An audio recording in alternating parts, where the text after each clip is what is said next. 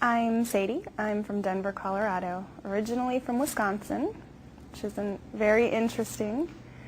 So sometimes when I'm dancing, people will say, you know, expecting to hear, oh, where are you from? They want to hear something exotic, somewhere from the Middle East, and I go, yes, I'm from somewhere far away in land and time, and then they say where, and I say Sheboygan, Wisconsin.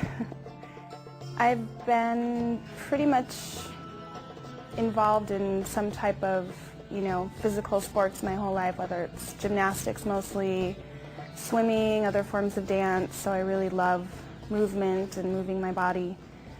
And just started taking classes. My first introduction to belly dance was classes. I don't think that I actually ever even really saw a belly dancer before I took classes. It just sounded interesting.